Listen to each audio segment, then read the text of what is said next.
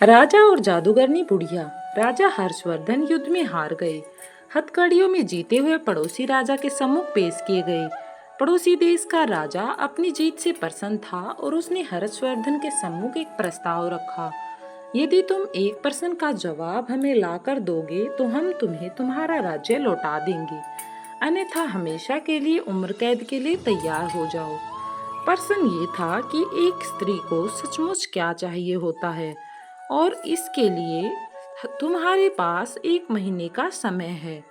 हर्षवर्धन ने यह प्रस्ताव स्वीकार कर लिया और वो जगह जगह जाकर विद्वानों और तमाम घरेलू स्त्रियों से लेकर नृत्यांगनाओं, वेश्याओं, दासियों और रानियों, साध्वी सभी से मिले और जानना चाहा कि एक स्त्री को सचमुच क्या चाहिए होता है। किसी ने कहा सोना, किसी ने चांदी, किसी ने हीरे जवाहरात तो किसी ने प्रेम प्यार, किसी ने बेटा तो किसी ने पति पिता और परिवार तो किसी ने राजपाट और सन्यास की बातें भी की। मगर हर्षवर्धन को उनकी किसी भी बात से संतोष नहीं हुआ। महीना बीतने को आया और हर्षवर्धन को कोई संतोषजनक जवाब नहीं मिला। किसी ने सुझाया कि दूर देश में एक जादूगरनी रहती है, उसके पास हर चीज का जवाब होता है। शायद उसके पास इस प्रश्न का भी जवाब हो जिससे कि तुम्हारा जवाब में तुम्हें मिल जाए। हर्षवर्धन अपने मित्र सिद्धराज के साथ जादूगरनी के पास गए और अपना प्रश्न दोहराया। जादूगरनी ने पहले तो कुछ सोचा और फिर जादूगरनी ने हर्षवर्धन के मित्र की ओर देखते हुए कहा, मैं आपको सही उत्तर बताऊंगी, परंतु इसके एवज में आपके मित्र की मुझसे शादी करनी होगी। जादूगरनी बुढ़िया तो थी ही, बेहद खूबसूरत थी। उसके बदबूदार फोफले मुंह से एक सड़ा दांत झलका जब उसने अपनी कुटिल मुस्कुराहट हर्षवर्धन की ओर फेंकी। हर्षवर्धन ने अपने मित्र को परेशानी में नहीं डालने की खातिर मना कर दिया। सिद्धराज ने एक बात नहीं सुनी और अपने मित्र के जीवन की खातिर जादूगरनी से विवाह को तैयार हो गया। उसने बिना किसी संदेह संकोच के जादूगरनी से विवाह के लिए ठान लिया। तब जादूगरनी ने उत्तर दिया, स्त्रियां स्वयं निर्णय लेने में आत्मनिर्भर बनना चाहती हैं। यही उनकी सबसे बड़ी और सबसे बड़ी मांग है। यह उत्तर हर्षवर्धन को कुछ जमा।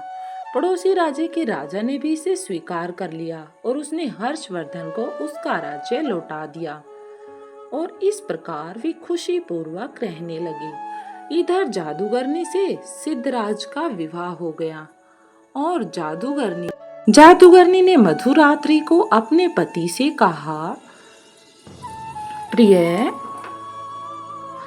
चूंकि तुम्हारा हृदय पवित्र है और अपने मित्र के कहने के कारण तुमने अपनी कुर्बानी दी है, अतः मैं 24 घंटों में 12 घंटे तो रूपसी के रूप में रहूंगी और बाकी के 12 घंटे अपने सही रूप में रहूंगी। बताओ तुम्हें क्या पसंद है। सिद्धराज ने कहा, प्रिय, यह निर्णय तुम्हें ही करना है।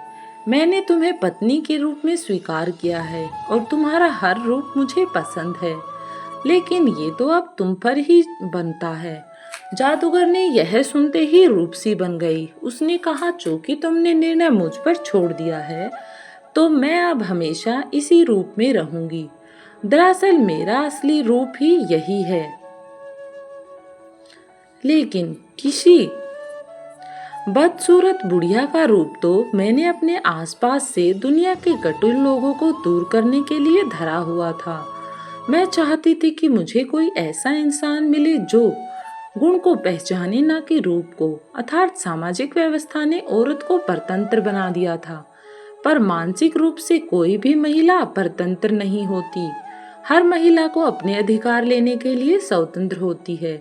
इसलिए जो लोग पत्नी को घर की मालकिन बना देते हैं वे अक्सर सुखी देखे जाते हैं।